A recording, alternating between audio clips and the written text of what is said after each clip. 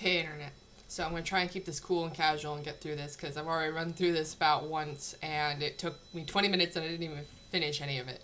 So, as you guys may know, I am a student in zoology and marine biology. My specialty and where I hope to someday work with is marine mammals, primarily whales and dolphins. And as weird as it may sound when I started this channel, I didn't really want to touch on any touchy subjects, but then again, I realize a majority of my field is somewhat open to discussion, especially when it comes to marine mammals in the wild and in human care. And I want to tell you the reason I am making a video, because I know, being someone of my education and when I go to apply for work, it is extremely important to understand that there are going to be people that don't agree with animals in human care, and then there are people that will understand how important it is. And first of all, I'm going to have linked in the description below about 2 stories, one of which that made me actually want and feel necessary to make this video for you guys today. It's called The Whale. It came out about 2011, and actually is a really good documentary. It's talking about the orca that actually was in Puget Sound in Vancouver, like Canada and Alaska area, and the relationship they bonded with that orca and his presence actually did. And it's a really good documentary. If you guys haven't watched it, it's on Netflix. I will put a link to the trailer. I wasn't able to find a direct link to the actual movie itself. It's worth a watch. You can stop this video, go watch it now if you have Netflix, or you can try and find it, but I recommend watching it because I'm going to be talking a lot about it. Another link in the description is to the Luke and Buck and Luther story, and that's about 2 retired Navy dolphins that were released into the wild, but it was a bad situation, and I'll get into that a little bit later. I'm going to try and keep this video as short as possible because I don't want to get too much into rambling about it. And then I'm also going to put an article I just found literally a few minutes ago talking about in SeaWorld taking their trainers and possibly not allowing the dolphin or orca shows anymore. So I'm going to try and get into these topics and discuss these videos. Sorry. And also to get across my points without getting too off topic. So I want to get my points off just so before I get too carried away. Okay. A lot of important aspects to know about marine mammalogy, just in zoology in general, is that there are not only people that absolutely hate the idea of animals in human care, or as everybody else other people would put it, in captivity, but there are also people that understand and come and see and become educated at these facilities about the animals that they have in their care. So let me go about the pros about animals in human care. And you guys, this is an open discussion. You guys don't have to agree with me. You guys don't have to have rage comments at me. But I want to just share my opinion that has formed not only because of my academic standing, having gone to school to study this, but also my internship that I undertook at a dolphin center. And I'm not going to say where I actually interned at because I don't have their permission to talk about it. And so a lot of the connection that most people, at least that I've come across, that love marine mammals, not only find them very beautiful, but find a whimsical magic and spirituality aspect to them. And whatever is that you find that you just love them for what they are, who they are, that's fine too. But there is some sort of bond that we want to have with marine mammals and dolphins, whales, and sea lions, etc. And what's really important about them being in human care is that there are going to be some animals that absolutely cannot survive in the wild on their own. Take manatees, for example. And this is only applicable because they get entanglement. They get hit by boats quite frequently, and their bones actually don't connect in the front like in a sternum like ours do. So when they get hit by a boat, it's not only like them getting a broken rib, it's their rib actually completely goes into their body cavity. And it's very, very horrible. But also, when they get entangled by pollution like nets or fishing line or rope or anything, they can lose one flipper and they can still function with one in the wild. But after they lose both of them, then it's not safe for them because they use their flippers to help push stuff towards their mouth and to also like walk along the bottom. And that's going to be an example, is that there are some animals that have been debilitated or have some sort of medical issue that cannot allow them to be in the wild again. Another example I have is that there are also some animals that are just been in human care so long that they are too accustomed to it. Even if they were released into the wild, they have so much identification with people that they would be attracted to people, and it would become a safety issue for the animal and anybody in the area where he or she was released. Also, they may not be able to take care of themselves. Some animals even have like even minor issues which don't make any sense and have to have supplements to their diets. Like, for example, there was a dolphin at the center I was at that he had problems staying hydrated. So even though they would feed him the appropriate amount for his size, and he didn't hydrate well enough, so they actually supplemented his diet with water. And they actually started doing the same thing with the rest of their dolphins just to keep them healthy and hydrated, especially during the summer months because they get pretty hot. And what's also important is that some animals being in human care, regardless if by medical reason or they're just too used to people or whatever, they are animal ambassadors to people that aren't familiar with them. And what I like to identify with this term is that they can help us make that connection with people, saying that this is a beautiful animal and they are just as intelligent as us, and we have a relatability to the animal, compassion for it, and it will actually help engage the people in the local area and just internationally even. It will grab people's attention to support and protect that animal. And this has been important in the protection of a lot of marine mammals. And they also promote, when it is in a human care setting, that when you are interacting with these animals, whether it be at like a dolphin show or even like any zoo, is that you are interacting with the animal in a safe environment. The animal that is involved in the program understands what is going on and is safe in the environment, and has the trainer or the handler there that it has a bond with and has taken many years to bond with that handler, so that way you can have a safe interaction and a very fun interaction. Because although dolphins and other marine mammals in particular, it's like they are very gentle, but a lot of times they can just get excited with us, and dolphins and a lot of sea mammals actually do not have hands.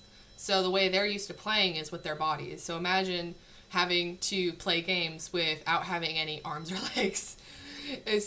And being also, they are much larger than us. Like, dolphins can range from being a couple 100 pounds to almost 1,000 pounds, depending on what species they are. Or even larger. I've heard the record is like somewhere almost into the like 1,500 pounds or something. It's some of them get huge, or even 3,000 pounds.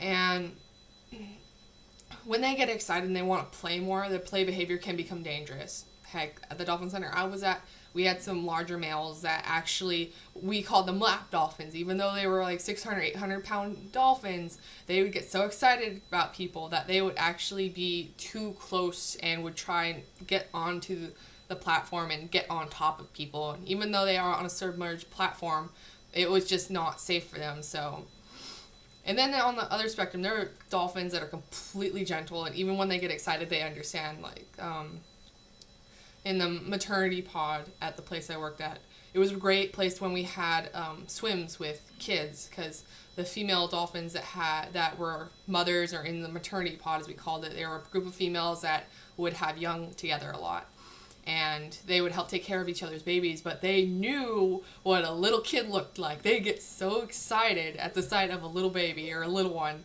and kids would get so nervous just because like it's a big animal and they have big teeth, but the dolphins get really excited, and they will get those kids to like them. It's adorable to watch. And it's also important to have them in human care to undergo some research and protect their health. So even though you ask, what's the point of researching animal in human care, or a dolphin, for example, in human care?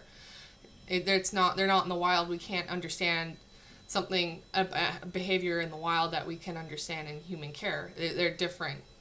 And the answer is, well, here's for example, say 30 dolphins strand on a beach, and they are undergoing serious stress.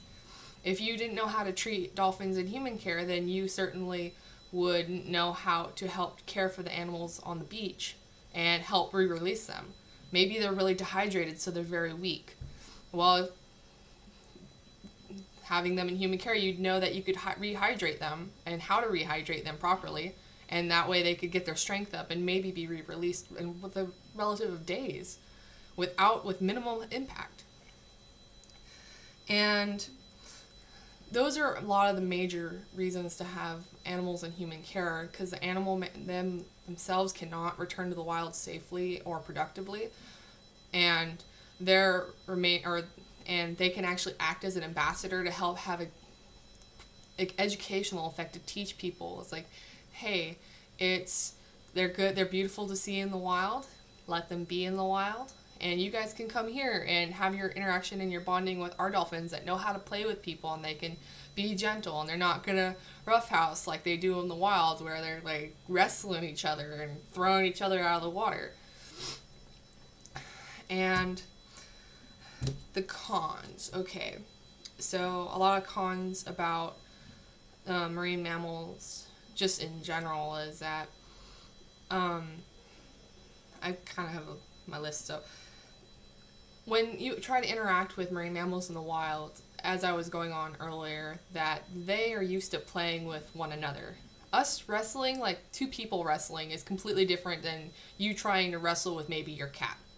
You are fully aware that if you play too hard with your cat, you will probably hurt it or even kill it. Now imagine us in the cat's position with a whale or a dolphin trying to play with us. And the marine mammal probably doesn't have an intention to hurt us, but they just get so excited, and they don't have hands, that and their only play behavior is wrestling or playing fetch or tag or soccer. And they may not know that you can't hold your breath for 30 minutes like they can. And and there's even video of this. There was a woman pulled down by a pilot whale on one of the shows. It was like when Extreme Encounters or something. And she was understanding after watching the video with a biologist that she was doing play behavior with this pilot whale. And what the whale did was it grabbed her by the ankle and took her down 30 feet.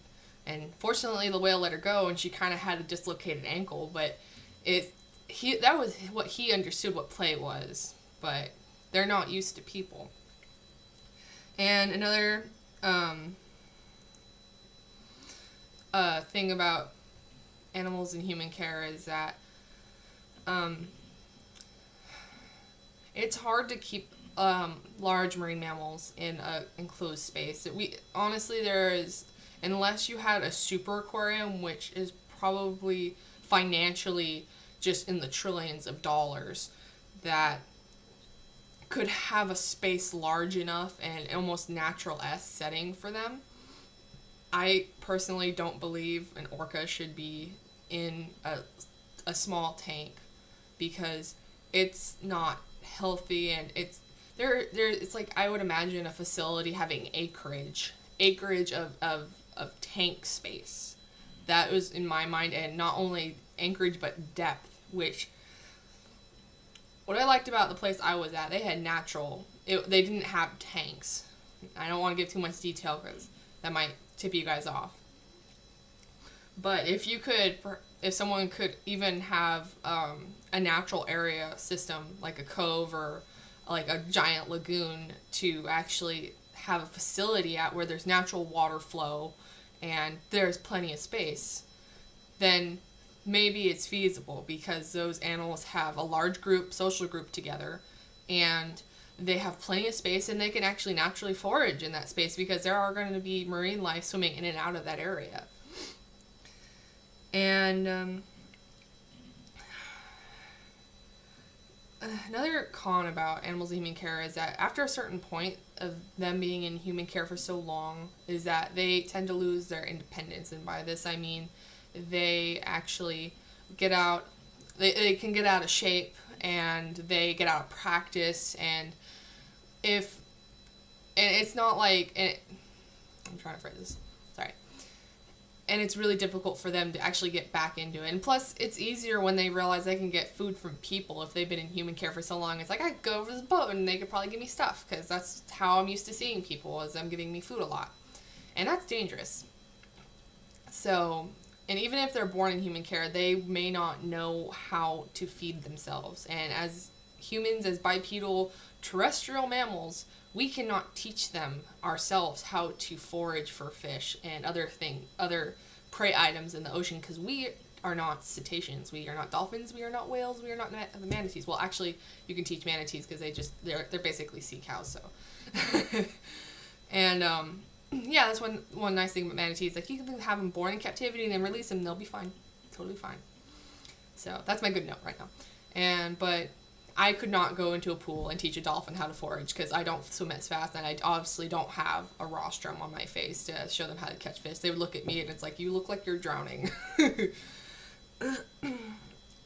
And even it's just one big flaw about interaction, or about humans in the wild versus, about animals in the wild versus animals in human care, is that pollution is always going to be an issue regardless. And if you have animals that are being really accustomed to people, like in a harbor or a touristy area, those animals are going to be around a high degree of pollution. And even when I was at the dolphin sanctuary I was at, there was an incident where there was a very young dolphin. It was newly born, and the way the facility handled newborn calves is that let the mom handle everything until she's ready to bring the baby to introduce it to everybody.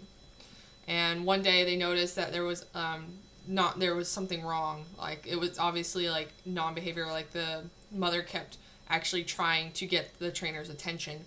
And finally, when they noticed there was fishing line wrapped around the baby's mouth, the rostrum, so he could not feed properly. And dolphin babies have to feed every few hours, or else they will become ill, because their metabolisms are so fast, because they're constantly having to warm their bodies in water.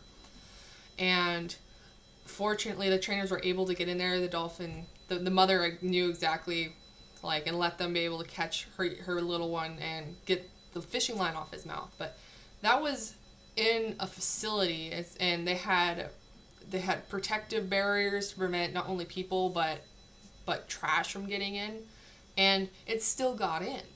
And if you're at a marine park, there's people everywhere, and I'm sure that there's probably something from that trash can is going to fall into the pool or something. It's going to happen. It's going to be rare, but it's going to happen once, at least once. And then the marine mammals in the wild, there's pollution everywhere. And it's like, whether they're playing with a bottle or something, or they actually try to eat it because they mistake it for a food item, it's going to cause damage to them. Whether or not it will actually kill them is another question. But I remember seeing the statistic, 80% of marine life comes in contact with pollution at least once during its lifetime, if not more. And it's sad. And getting into interacting with animals in the wild, like I was saying earlier, it's not safe to try and interact with them in the wild. They don't know how to play properly when you're trying to socialize with them. They don't understand. But also is when they get comfortable with people, it's not their They don't have the judgment enough to actually tell who is a good human and who is a bad human. There are tons of people that love dolphins and marine mammals, but there are also people that don't respect that and won't respect the marine mammal itself, despite the laws that are in place. And I actually had to give discussions on this topic at my internship at the place I was at, and it was the hardest thing I've ever had to do because the discussion was just so gloomy, and it was just, I still get upset to this point, and that's why I actually had to redo this video because I got so emotional about it. And it was talking about the Buck and Luther story that's in the link below. And the reason that I'm not saying, it's like I hate making people cry, and it would be it's a terrible thing that you come to a dolphin facility and it's like, oh, I'm here on vacation, it's nice, and then come into the movie theater, doom and gloom. But I understood the importance of that story, and the story of Buck and Luther is that during the 1970s there was a facility called Sugarloaf Sanctuary in Sugarloaf Key, Florida, and it was run by Rick O'Barry, and who was involved in the filming of The Cove. And don't get me wrong, The Cove is I haven't seen it because I was told that it was pretty gory, and I don't know if I could mentally watch it or go sit through a whole movie without my friends having to deal with me having a mental breakdown. But I understood the value that there are people that are advocates for wild dolphins, and they are good advocates for wild dolphins. And then there are also people that are terrible at dolphin advocation that are in human care, and honestly have just been in human care so long that they've lost the ability to take care of themselves in the wild. And this situation occurred is that these two Navy dolphins, Buck and Luther, they were with the Navy for several years. Like, they were caught like decades before, so they had been in human care for a very long time.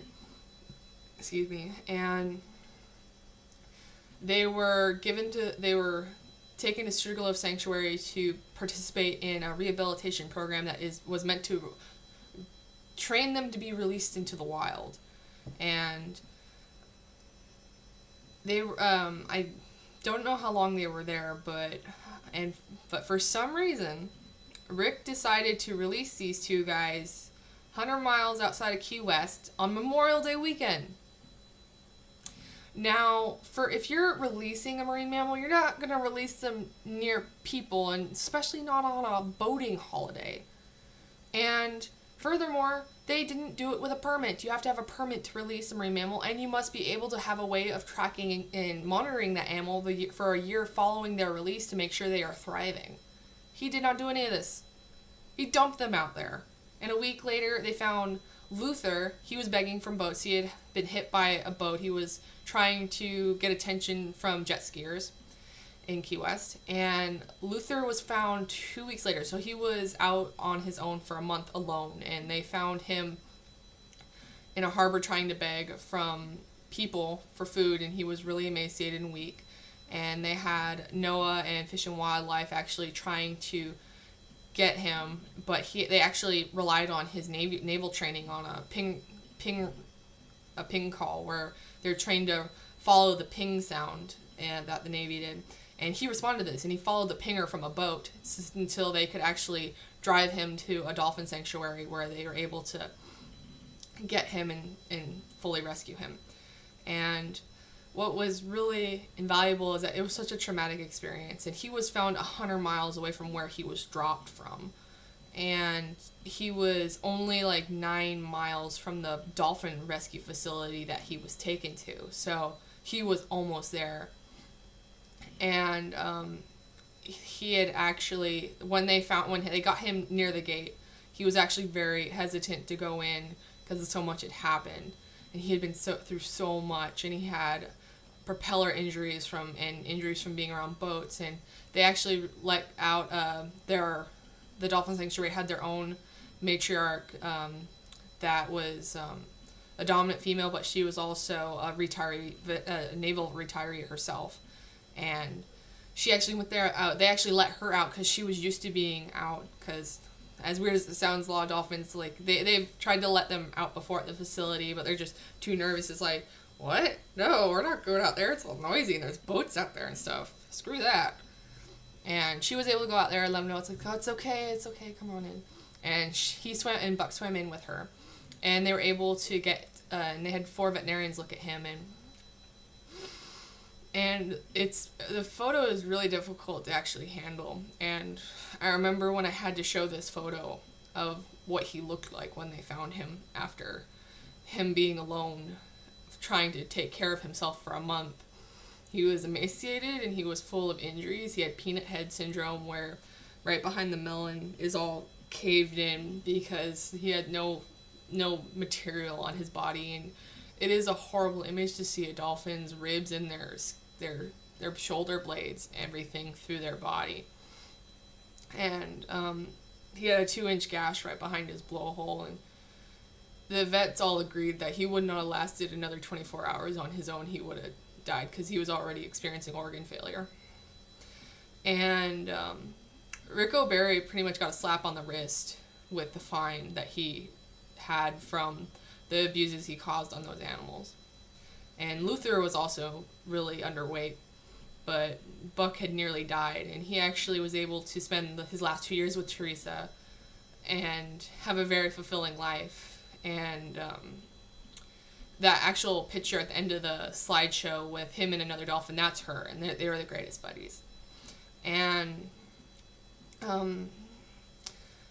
yeah, but when I show his picture, I remember this one woman in the theater just burst into tears hysterically, and I still feel bad about it, but I understand it's really important to tell people that it's like, yeah, it's horrible that a lot of, like, there are instances where it's like, yeah, people abuse abuse these animals, and it's horrible, but you also have to understand there's a certain point where they won't be able to take care of themselves in the wild anymore, and we have to accept that and be the sole providers and take care of them. And Buck had 2 wonderful years before he actually passed away from complications because of his near organ failure. I think he had a liver issue. But it's really important to share these stories because people get so angry, and it's like, oh, Free Willy and all this other, like, just aggression. And it was and the sad part is that during that entire rescue effort for Buck and Luther, followers of Rico Berry and other marine mammal advocates had been terrorizing, vandalizing, and inhibiting the efforts to rescue Buck and Luther because they felt that the animals were going to be just imprisoned again. And it's just more the fact, it's like they were not only the result of, they were inhibiting the efforts to save his life, but they were doing it blindly because they demonize the people that wanted to care for them. And that's what's so important to educate people about, is that you can have your opinions, but you need to understand exactly what you're fighting against or fighting about. And that's what really breaks my heart, when people actually get so angry at animal care centers. And it's like, I can understand there are people that are not in the animal's greatest interest, and it's especially difficult, for example, when there's facilities that are very secretive about their practices. And I just want you guys just to think about it when you have your opinion, and just think about it. It's like, yeah, there are animals that come into human care, and when they're immediately evaluated, they are going to be opted to be re-released as soon as possible. But if they are not going to be able to recover quickly enough to have minimal interaction with people, then it's our responsibility to care for them or make the deciding factor on their future. And just by far, it's when you see an animal, or even a marine mammal or any animal in the wild, I want you guys to, and it's hard for me too, because I scuba dive, and it's like I see them all the time, and a lot of times they will come up to you and actually investigate you, but it's really important not to try and actually entice them to play with you or anything, because they don't know they don't know how to judge if you're good or bad, and you don't want to instill with them that it's okay that to come over and say hi to you, and it may be a magical experience for you, but in the end, if they do that to somebody else, is that person going to be are they going to be okay with that, or are they gonna be very aggressive? Like, there's a sea lion at a full-grown male sea lion at Marine World Vallejo, and he had both his eyes shot out because he was stealing salmon from Alaskan fishermen, and he survived the incident. And it's just so horrible. It's like, yeah, he was stealing fish, so we shot him, and he had both his eyes shot out, and he can no longer go to back to the wild, even though he'd be fully capable if he wasn't blind. Even if he had one eye, they'd probably re-release him. And so I'm sure I could talk more on the topic. If you guys have any discussions or any questions you want to bring about to me, feel free to comment. And I know it's a really difficult subject to take on, but I feel it's necessary because it's like, I shouldn't be afraid to express my opinion, because if we're afraid to talk, then how is anything going to be solved? And we ourselves have to actually address issues that still need sorting out. And I feel obligated because I have spent a lot of my time in academia and becoming educated on this topic, that I need to share it, and the only value in education is if it can be passed down. So I love you guys, and I hope this video isn't too crazy long. Shadow Siren out.